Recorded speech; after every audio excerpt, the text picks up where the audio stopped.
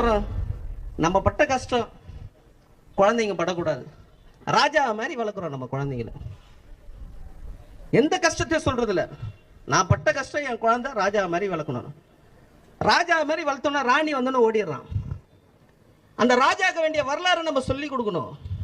நம்ம எப்படி ராஜா ஆகணும், இந்த பாக்கெட்டில் எப்படி பேனா வந்தது, இதுக்கு ஒரு வரலாறு இருக்குது.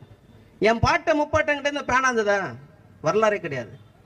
இந்த சட்டை பேண்ட்டு நான் போட்டுங்கிற சட்டை பேண்ட்டு என் பாட்டை முப்பாட்டம் போட்டாங்களா? ஒரு 400 வருஷத்துக்கு முன்னாடியில் வேணாம், 200 வருஷம் 100 வருஷத்துக்கு கூட கண் எதிர்க்க நம்ம பார்த்துருக்கலாம். இது போட்டு இருக்கிறாங்களா? போடல. எப்படி கிடைச்சது? எந்த தத்துவம் இந்த பேனா நம்ம கையில் வந்தது? அந்த தத்துவத்தை போய் மக்கள்கிட்ட சொல்லணும். நீங்கள் எங்கள் வீட்டில் 10 பேர் குடும்பத்தில் முதல்ல என்ன, இந்த பேனா கைக்கு வந்த பிறகு ஒரு பேங்க் எக்ஸாம் போய் எழுதுறாரு. எக்ஸாம் பேங்க்ல செலெக்ஷன் ஆயிட்டார். ஒருத்தர் கவர்மெண்ட் சென்ட்ரல் கவர்மெண்ட்ல வேலைக்கு போனார்.